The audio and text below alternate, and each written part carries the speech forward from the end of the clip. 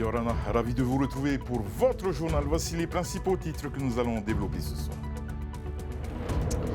On ouvre ce journal avec le comeback fracassant de la perle de Tahiti dans l'Empire du Milieu grâce à une influenceuse chinoise, une publicité qui a permis de quasiment tripler les exports de ce bijou entre 2022 et 2023.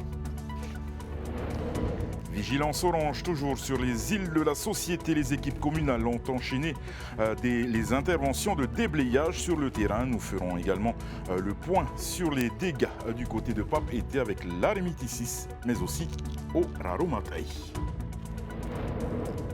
Ils composent ce qu'on appelle désormais la communauté de Tiputa. Ces grands dauphins font venir à des plongeurs du monde entier, mais les interactions avec les animaux ne sont pas sans risque. Une étude s'y intéresse de plus près. Et le mauvais temps n'aura pas eu raison de tous les événements sportifs, course à pied, athlétisme, beach soccer ou encore vélo. On vous dit tout dans quelques instants. Nous évoquerons aussi la prochaine compétition de surf avec Max Wazna, qui est notre invité ce soir.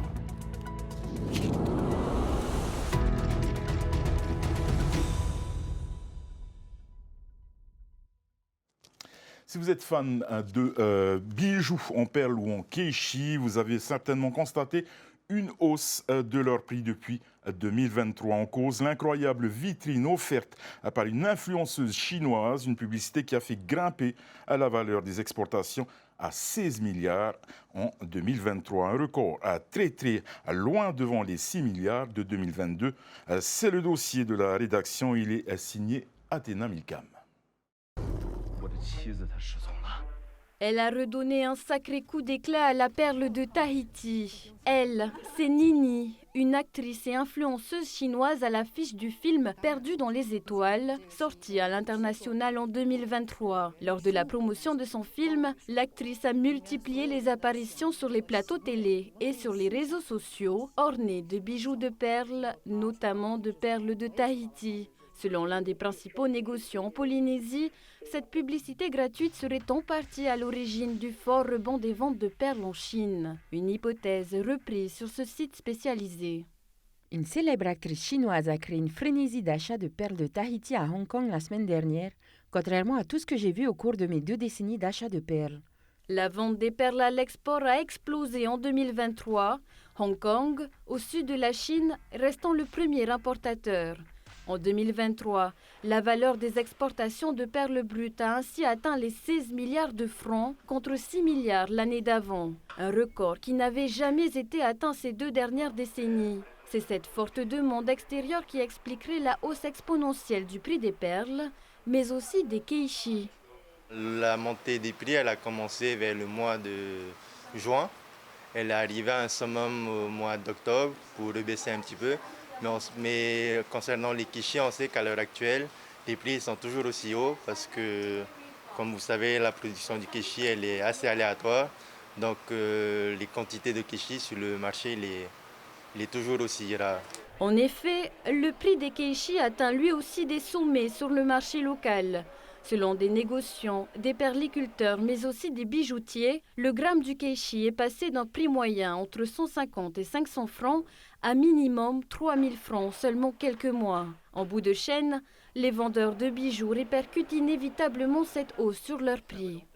Les keishi sont revenus à la mode, ils sont plus originaux, moins classiques que les perles. L'an dernier, Mikimoto, une très grande enseigne japonaise, a sorti des créations en keishi et là, la demande à l'export, elle a explosé. Les keishi, c'est des rejets de la culture de perles.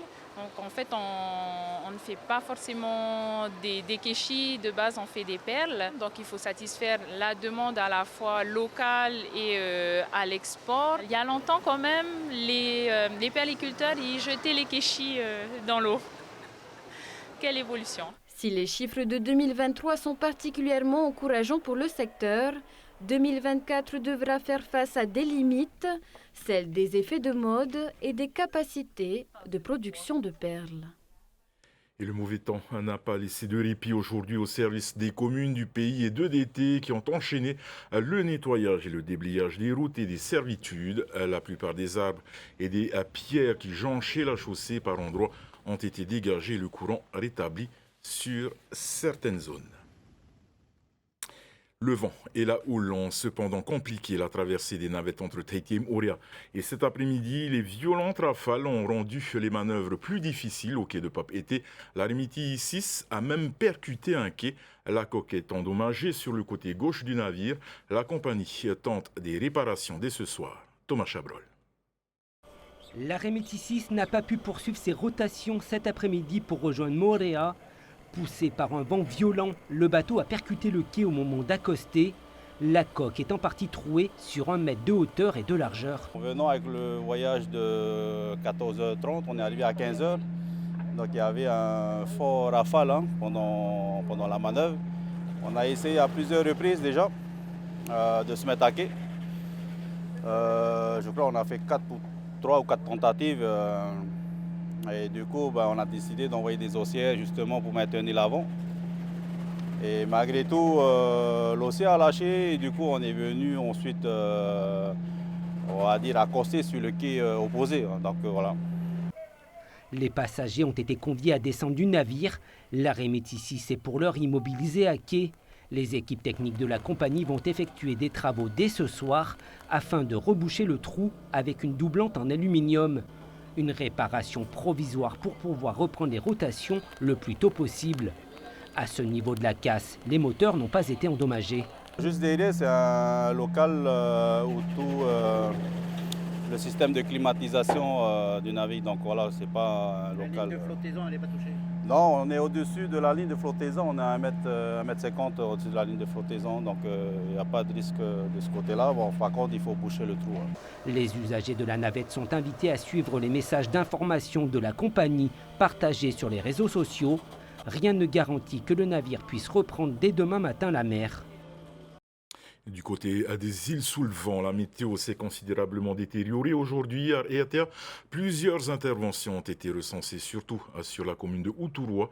Les tôles de l'école maternelle de Tonoi se sont envolées. L'une d'elles aurait touché une voiture qui roulait sur la route de ceinture. Les agents communaux ont très vite sécurisé le site. Dans une résidence, un arbre s'est écroulé sur un garage. Heureusement, les dégâts ne sont que matériels. La commune de Uturua a maintenu son PC crise pour faciliter les interventions chez les particuliers. Et à noter également qu'à Maupiti, les écoles seront fermées demain. Après Nat et Osaï, une autre dépression tropicale faible DT09F se dirige sur les îles australes, comme vous pouvez le voir sur ces images satellites à Rurutu, puis un peu plus bas à l'île de Reivava qui devait subir cette nuit de fortes pluies et des vents forts allant jusqu'à 120 km/h. DT09F devrait donc s'affaiblir dès demain et se diriger vers le sud-est des Australes. Et nous rejoignons par téléphone le maire de Reivava, Bruno Flores. Tavana Yorana. Yorana David, Yorana Thomas Renouy. Alors Tavana, quelle est la situation actuelle sur l'île? La pluie et le vent sont-ils déjà là? Pour Reivava, à 17h, j'ai fait le tour de l'île avec le chef de brigade, la gendarmerie. On travaille beaucoup en partenariat. Donc, la situation sur Reivava, c'est calme dans son ensemble. La mer était calme à l'intérieur. Et le vent, des petites rafales max à 36 km/h. Donc, c'est calme. Il n'y a rien d'important à signaler pour le moment. Donc, avec les préconisations, on attend la nuit qui va donner cette nuit. Voilà. Tavana, merci beaucoup pour toutes ces précisions et puis bon courage pour cette nuit en attendant justement le passage de cette dépression tropicale faible. Direction Rongiroa, à la rencontre des dauphins de Tiputa, devenue une attraction touristique majeure car certains individus n'hésitent pas à chercher un contact physique, des rencontres qui émerveillent forcément avec les plongeurs afin de poser les bases d'un tourisme responsable autour de ces animaux. Une scientifique s'intéresse au risque de ces interactions. Reportage d'Esther Cuneo et de Thomas Chabrol. Ils sont les vedettes des plongées sous-marines dans la passe de Tiputa, mais dans le Grand Bleu, l'observation de ces cétacés n'est pas sans risque, tant pour les animaux que les humains. Pamela Carzon a analysé de nombreuses vidéos de ces interactions très familières entre les grands dauphins et les êtres humains. Des rencontres qui ont entraîné des changements de comportement des cétacés au fil du temps. Alors le constat il est assez complexe en réalité, puisque on a effectivement certains individus qui se sont habitués au fil des ans à la présence des plongeurs sous-marins. On va même aller au-delà de l'habituation au sujet de certains individus. On en est même à, alors pas que, mais en partie on peut expliquer le comportement de ces dauphins par du conditionnement. Ça va être lié aussi au tempérament des animaux. C'est-à-dire qu'on va avoir une frange de la communauté de grands dauphins qui va être beaucoup plus susceptible de tolérer, voire de se familiariser à la présence des plongeurs sous-marins, c'est-à-dire les jeunes individus, ce qui est quand même assez préoccupant. Alors que les voix s'élèvent contre la captivité des cétacés, l'être humain semble vouloir reproduire un milieu naturel, ce qui est observé en milieu captif. C'est bien là tout le paradoxe. Car à trop vouloir se familiariser avec ces animaux sauvages, cela peut les rendre plus vulnérables. Au simple contact du toucher, un risque de transmission de maladies existe. Mais le risque est tout aussi réel pour les observateurs, car ces animaux peuvent peser plus de 400 kg. Et dans l'euphorie de la rencontre, les plongeurs les moins aguerris peuvent perdre de vue leur position dans l'océan. On a des plongeurs qui vont paniquer ou en tout cas stresser, qui vont remonter tout seuls, qui vont descendre aussi, ça peut arriver. Et un autre cas assez commun, on va avoir encore une fois le moniteur qui va initier l'interaction avec le dauphin, l'interaction physique avec le dauphin. Parfois on a tellement de plongeurs autour du dauphin qu'on voit même plus le dauphin, c'est assez, je pense que quand tu es dedans tu te rends pas compte. Ce rapprochement entre l'homme et l'animal s'est construit autour de faits réels, mais aussi de préjugés.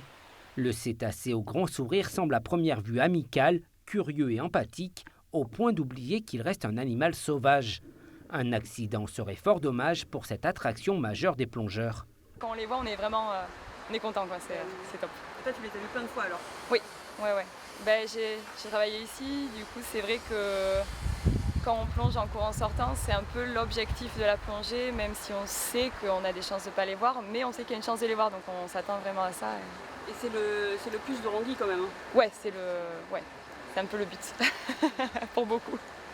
L'idéal, puisque c'est quand même génial, il faut l'admettre, que des gens puissent observer ces animaux dans leur milieu sous l'eau, c'est de garder une certaine retenue, une certaine distance, de ne pas oublier qu'on est chez eux, essayer de rester contemplatif, passif. Et même si ces grands dauphins se sont habitués à la présence des humains, il est recommandé de rester à distance sans vouloir forcer la nature.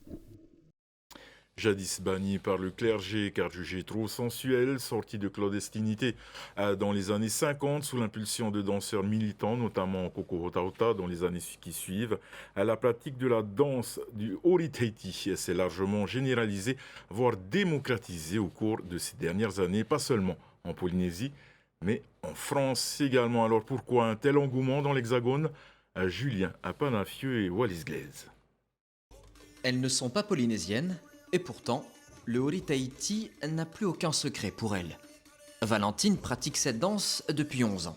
C'est ma bouffée d'air de la semaine, c'est toujours un plaisir, c'est pas seulement une discipline, une activité sportive, c'est vraiment une pratique de groupe et c'est pour ça que danser un Meora c'est vraiment un plaisir pour moi parce que ce qui me plaît le plus c'est l'esprit familial et la sororité qu'on retrouve et toutes les valeurs polynésiennes que Tahia nous transmet dans les cours, la générosité, le partage, la joie de vivre.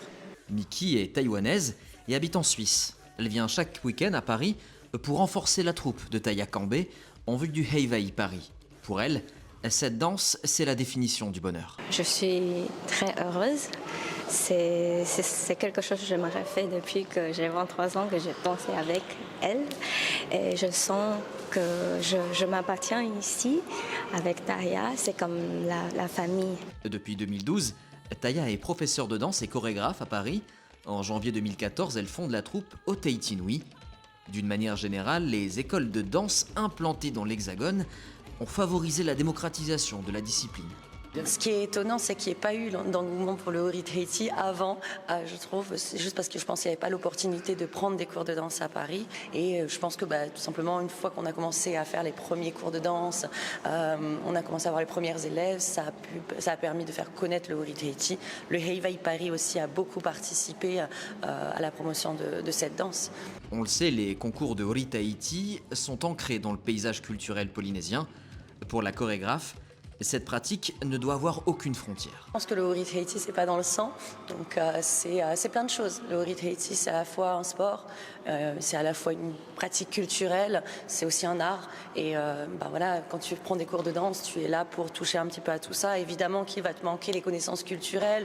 Donc voilà, tu peux pas forcément comprendre, ne serait-ce que la langue, le Ori Tahiti, mais ça ne t'empêche pas d'apprécier cet art. Discipline en pleine expansion aujourd'hui, le Ori Tahiti attire de plus en plus d'adeptes dans le sillage du succès du Heiwai Paris, une compétition pour laquelle la troupe au Tahiti Nui espère, comme chaque année, rafler le plus de titres possible. Et Oriane Otefo nous a rejoint en plateau. C'est le moment de votre actualité sportive. Et oui, une actualité sportive perturbée par le mauvais temps, même si heureusement certaines compétitions se sont maintenues. Tout de suite, les détails dans notre rubrique.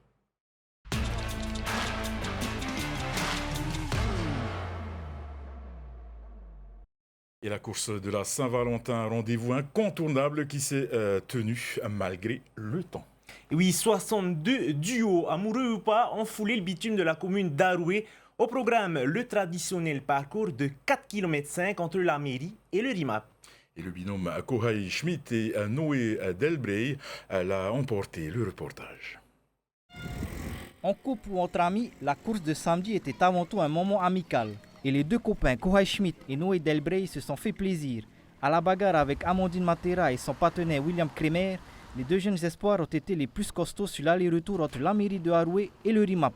À l'arrivée, un chrono de 20 minutes et 19 secondes pour le duo gagnant. Je l'ai laissé un peu devant faire l'allure. Moi j'ai l'habitude de faire les courses, donc du coup là ça allait. Là je l'ai laissé devant pour que s'habitue un peu et que je le tire. Aujourd'hui c'est juste pour fun un peu avec le collègue et faire une course vraiment pour s'amuser, quoi. Moi c'était pour tester cette distance et surtout pour s'amuser. Parmi les athlètes alignés au départ, on retrouve Sophie Gardon et son mari Thierry. Le couple, marié depuis 37 ans, n'a raté aucune des 26 éditions de la course. Rendez-vous immanquable, c'était top. Ouais. Pour la Saint-Valentin, on va fêter nos 37 ans de mariage, donc il a eu du mal aujourd'hui, mais non, c'est vrai que c'est un plaisir parce qu'on veut louper aucune édition. C'est notre challenge tous les ans de venir, même si on est en fin de peloton, on s'en fiche, on participe. Comme Sophie et Thierry, d'autres aussi sont venus relever le challenge en dépit du mauvais temps. C'était plutôt sympathique, c'était un bon moment, du coup moi avec ma copine et puis avec des amis à nous, donc c'était top. Petit bémol, la course devait faire 4,5 km, alors on faisait 5,2, du coup ça change un petit peu les allures, mais c'était top. Donc là, je me suis collée avec un ami de ma maman. Qu'il pleuve, qu'il vente, toujours là pour bouger, c'est important. Voilà. Le prochain rendez-vous pour les amateurs de course à pied est prévu le 9 mars à Pirée pour la Tahitienne. Et en athlétisme, Amy Vallée et Manuhei Teaha sont les grands vainqueurs de la Patrie Race. Et la finale de cette course sur 100 mètres destinée à détecter les sprinteurs les plus prometteurs s'est disputée hier soir sur la piste de Punaru. Tout de suite le résumé. 12 athlètes au départ pour 3 séries engagées dans cette demi-finale masculine. Des plateaux bien fournis pour cette deuxième édition, avec notamment une forte participation de non-licenciés en athlétisme. On y retrouve des taekwondoïstes, des volleyeurs ou encore des footballeurs. Des belles courses chez les garçons. Tous les finalistes étaient sous les 12 secondes déjà.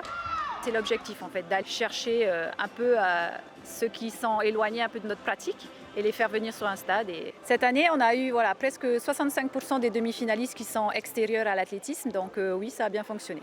Ce rendez-vous permet également de mettre en avant les autres catégories, poussins, benjamins, vétérans et handisport. Dans notre population, il y a des jeunes qui ont le potentiel, mais peut-être qu'ils n'osent pas, ou moyen faute de transport, ils sont éloignés dans les districts. Mais je suis sûr que sur le territoire, on a des gars qui sont capables de courir en 11-2, 11-3. Maintenant, il faut les trouver. Chez les dames, c'est une confrontation directe en finale. Sur la ligne de départ, 6 athlètes prêts à en découdre. Amy Vallée triomphe devant Meili Ali et Tessa Hayat. La société d'Aorey enregistre un chrono de 12 secondes 90. Je suis très contente en fait de nos temps parce qu'elles sont présentes, on est serré, on est tout en début de préparation, on est tout après une période de fête qui n'est pas forcément évidente à gérer, donc voilà, on sait très bien pourquoi. Et c'est vrai que voilà, on peut tout être très fiers de nous, même si les temps ils sont pas du tout atteints. On est tout un petit peu déçus de nos temps, mais au moins on se suit, on est raccord et malgré les conditions difficiles, on arrive à être présente et assurer la finale, donc c'est tout ce qu'il faut. Qui est le Heito le plus rapide du Fénois? La réponse dans la grande finale masculine, avec des profils très variés, 2 footballeurs et 4 athlètes. C'est finalement le tenant du titre, Manuhei Teaha, qui confirme son statut d'homme le plus rapide du Fénois. Il l'emporte en 11 secondes 34, juste un dixième d'avance sur Terito Matatini Martin. Matatia Paama, lui, finit 3e. Alors, c'est bien passé, toujours le stress dans les jambes. Les départs, toujours un peu catastrophiques, on va dire. Mais on a fait avec et ça a valu la première place. Alors là, très prochainement, il y a les championnats Nouvelle-Zélande en mars. Ensuite, il me semble que c'est en juin, il y a les Océania à Fidji, si je ne me trompe pas. Et en juillet, les championnats de France cadet. Les 2 grands vainqueurs empochent chacun un chèque de 100 000 francs, une somme bienvenue pour les aider dans leur carrière sportive. Et direction les Émirats Arabes Unis pour le point avec nos Tikitois. Et l'équipe s'est rendue sur la place de Jumeirah pour une session matinale de foot volley. Reportage sur place d'Olivier Huc et Quentin Lacour. Il est 9h du matin à Dubaï. Les Tikitois sont sur une plage privée au bord de la mer du golfe Persique. Au programme, un petit tournoi amical de foot volley sur un site dédié à cette discipline. L'occasion pour l'équipe de faire une parenthèse à quelques jours du mondial, tout en travaillant sur la technique. Aujourd'hui, on est sorti un petit peu du stade de la fédération des UAE. Donc on est sur la plage, là, clairement. Apparemment, les joueurs qui sont venus faire le tournoi intercontinental autrefois se sont reconnus ici. Mais il y a beaucoup plus de tours apparemment qu'il y avait il y a quelques années. Donc non, c'est bien. L'ambiance est très décontractée. Et c'est aussi dans un environnement de travail. 2 entraînements par jour, le matin, le soir. Et moi, je ne les avais pas vus depuis 2 mois à l'entraînement et je trouve qu'il y a la qualité en ce moment. C'est vraiment très bien. C'est ce qui nous caractérise toujours, c'est-à-dire que les joueurs ont emmené des instruments de musique, dans le bus c'est sympa. Mais je sais qu'à un moment donné, quand il faut se concentrer, ils se concentreront. Et puis quand l'entraînement au Brésil a vraiment donné de très bons résultats jusque-là. Et on va voir, il y a un match amical qui arrive dimanche contre le Mexique. Et donc on va voir exactement où est-ce qu'on en est. Les Tikitois avaient déjà foulé ce sable lors de leur participation en 2019 à la Coupe intercontinentale de beach soccer. L'occasion pour certains de voir l'évolution de cette ville.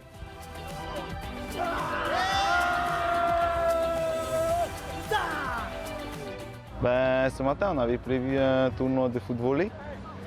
Et voilà, une histoire de partager aussi un peu de moments ensemble. On a déjà été là auparavant. Il a beaucoup changé par rapport à la dernière fois. Il y avait des bâtiments qui n'existaient pas. Comme tout ce que vous voyez à l'arrière, il y a 5 ans, je crois, il n'y avait pas tout ça. Du coup, ça fait bizarre de voir toute cette ville. On est très confiants. On a hâte aussi que ça commence. Premier match contre les Argentins, on a vraiment hâte. Un premier match contre l'Argentine qui sera diffusé sur Tahiti Nui Télévision dans la nuit de mercredi à jeudi à partir de 3h du matin. En attendant, les Tikitois peaufinent leur technique avec le sourire. C'est un dauphin. C'est un dauphin. C'est pas... Chaque attaque, c'est deux attaques.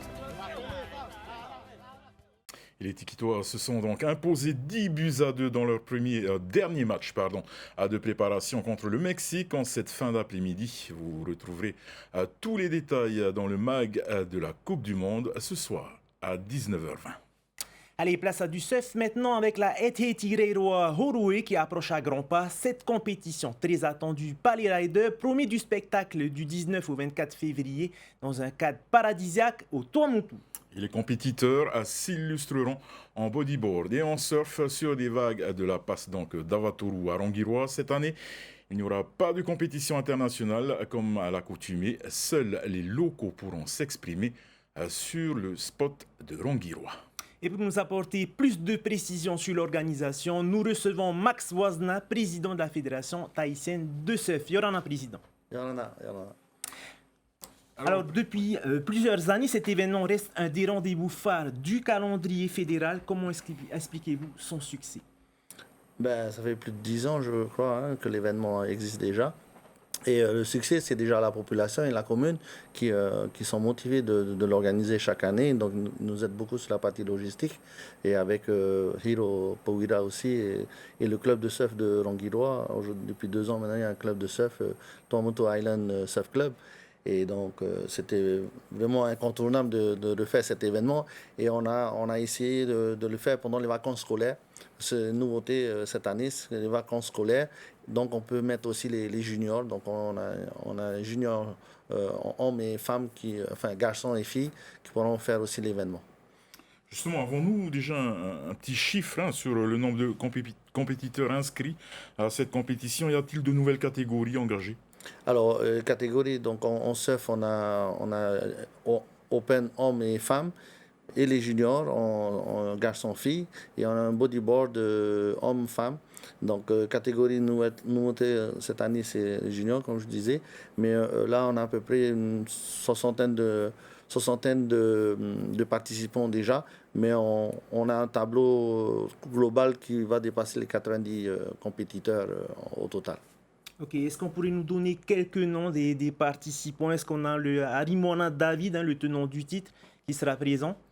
Vraiment, tout le gratin à venir parce qu'il y a quand même un bon price money et donc ça motive aussi. Mais la plupart des surfeurs qui ont l'habitude d'aller, ils y vont, ils retournent. Il y a aussi Ayla Anvas aussi qui va participer, donc elle va revenir exprès pour cet événement aussi.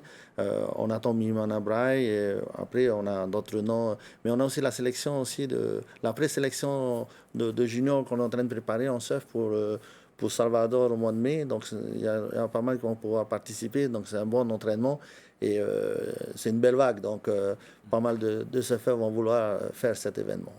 Justement, vous parliez de prize money qui va changer quelque peu pour cette année. Suite aussi, pourquoi cette année, la compétition n'est pas une compétition internationale? Pourquoi la WSL n'est pas là pour cette année? Bon, cette année, pour diverses raisons, financières et aussi, c'est la dernière étape de WSL et celui qui était bien qualifié, c'est Mihimana Brai. Mais après, les autres Tahitiens, on n'a pas trop dans les bonnes séries.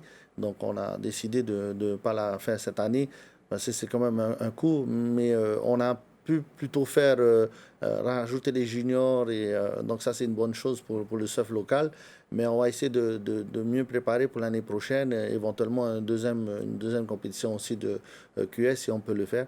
Donc, l'objectif, c'est de mieux préparer pour l'année prochaine. C'est cette année, on a pas mal d'échéances avec aussi les JO, la Tahiti Pro. Donc, on a du lourd cette année. Donc, avec la distance, l'organisation au niveau de la logistique est compliquée. Comment est-ce que vous gérez ça? Bon, c'est vrai que c'est compliqué. Bon, heureusement que l'événement, on a aussi notre secrétaire permanente, Sarah, avec Hiro aussi, Hiro Powira de Rongiroa, qui ont l'habitude d'organiser. Donc, ça permet de faciliter. Et aussi, on a plusieurs vols d'avion avec notre partenaire, bien sûr, et ça facilite un peu plus. Mais sinon, je veux dire, on a une bonne équipe aussi au sein de la Fédération tahitienne de surf, plus le club de Rongiroa, le Tuamotu Island Surf Club, et la population surtout, qui facilite au niveau de logement, au niveau de la nourriture. Donc, on est toujours bien accueillis. Donc, Maruru Reiroa aussi. Merci beaucoup, Max Wazna, d'avoir répondu à notre invitation. Et puis on se revoit bientôt, bien évidemment, puisque je vous rappelle que l'événement sera retransmis en direct sur notre page Facebook. Et vous pourrez également suivre les phases finales en direct à télé. Et on continue avec de parler surf en marge de leur entraînement. Vahine Fierro et Kaoli Vast ont participé cette semaine à un stage des réservistes de la police nationale. Et au programme pour les 2 Olympiens, des exercices au stand de tir, le reportage de Désiré Tevao. Cette semaine, Vahine Fierro et Kaoli Vast ont troqué leurs habituelles planches de surf contre des pistolets et des gilets pare-balles. Intégrés à la réserve de la police nationale, les 2 champions ont dégagé du temps pour se consacrer à leur formation de policiers. Dans la police nationale, on est des athlètes de haut niveau et en fait, ils nous soutiennent pour nos performances dans les compétitions. Et puis ensuite, quand on a le temps ou quand ils nous demandent, on intègre certains séminaires pour la police nationale ou certaines journées. Mais ils nous veulent plus sur nos compétitions que sur le terrain en tant que policiers. Donc ça, c'est pour le moment et puis peut-être pour plus tard, intégrer complètement la police nationale. Le maniement d'armes à feu est incontournable pour les forces de l'ordre. Intégré à la réserve depuis 1 an, Vahine Fierro est déjà rompu à cet exercice après un premier stage effectué à Paris. Il est prêt?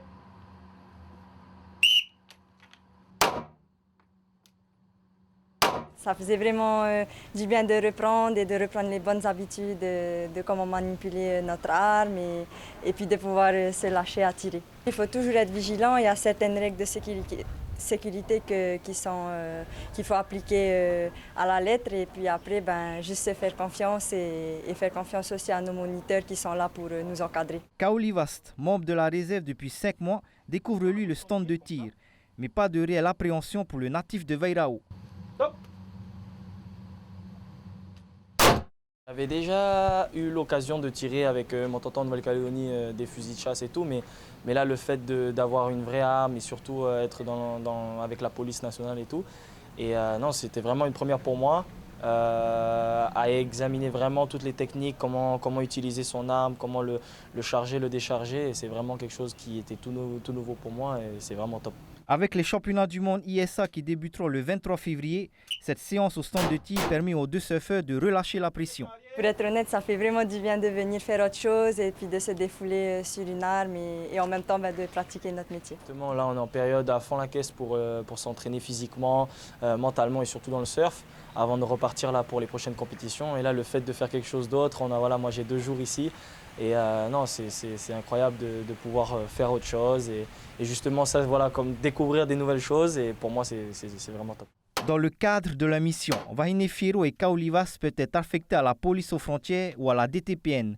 Mais au vu de leur calendrier sportif bien chargé, il faudra patienter encore un moment avant de les retrouver en uniforme. Et c'est un défi assez fou que s'est lancé un cycliste amateur d'ultra-endurance. Rudy Guéguin s'est donné comme objectif de rouler 1000 km sur les routes de Tahiti en un peu moins de 48 heures. Il s'est lancé dans son périple vendredi. A-t-il relevé son défi? Réponse tout de suite. Pour devancer la pluie et les mauvaises conditions météo, Rudy Guéguin a lancé son défi des 1000 km autour de l'île de Tahiti tôt ce vendredi matin. Entre 5h et 11h, il boucle les 200 premiers kilomètres de son périple. Ce matin, je suis parti sur Mateia, où j'ai fait demi-tour, où je suis revenu du coup sur Fa pour récupérer un collègue, Romain, qui a roulé avec moi tout à l'heure. Voilà, donc on est reparti sur Taravao. On a fait demi-tour au rond-point du Carrefour là-bas. Moi, je vais me manger un petit peu, prendre une petite douche et puis je repars.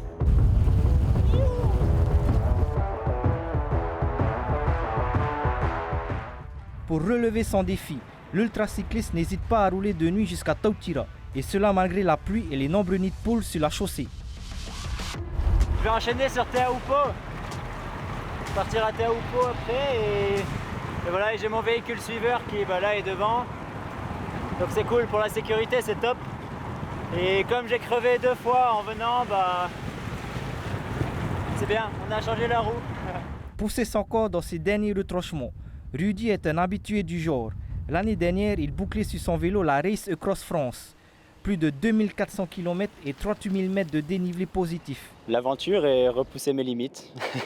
Je suis fanat de ça. C'est un sport que j'ai découvert et que j'apprécie vraiment parce qu'on se rencontre vraiment dans ce sport. Il y a des hauts, il y a des bas. On peut monter très très haut, donc être vraiment très bien avec des gros moments d'euphorie et redescendre très bas et avoir envie de tout arrêter, quoi. Plutôt que de continuer et de ne pas avancer parce qu'on n'a plus de force, manger un petit peu, boire un petit soda, se reposer un peu, quitte à faire une petite sieste, un petit quart d'heure, 20 minutes et puis repartir. En 2025, l'athlète espère s'aligner sur la Race Cross America. En relevant ce défi des 1000 km au Fénois, il espère attirer l'attention de généreux donateurs pour concrétiser son projet. C'est une course qui est mondialement connue dans le monde du cyclisme, de l'ultracyclisme. Voilà, donc mon objectif, c'est de pouvoir y participer en 2025, d'où en fait ces petits défis qui me permettraient à la fois de m'entraîner et peut-être de trouver des sponsors qui pourraient être intéressés, quoi. Et Rudy est allé au bout de son défi. Il a bouclé ses 1000 km à vélo dans la nuit de samedi à dimanche sur les coups de minuit. Place maintenant à un repos bien mérité. Et un petit rappel avant de se quitter, retrouvez toutes les précisions liées à la météo sur votre site TNTV News. Votre soirée sur TNT Télévision à 19h35, à votre film à tout jamais une histoire de Cendrillon, suivi à 21h40 de Zone Interdite demain. C'est Emma Mathieu qui prendra les commandes du journal en vous souhaitant une excellente soirée, une très belle semaine sur Tahiti Nuit Télévision. Et bien sûr, on se quitte avec les plus belles images de sport de cette fin de semaine, le tout en musique. Bonne soirée.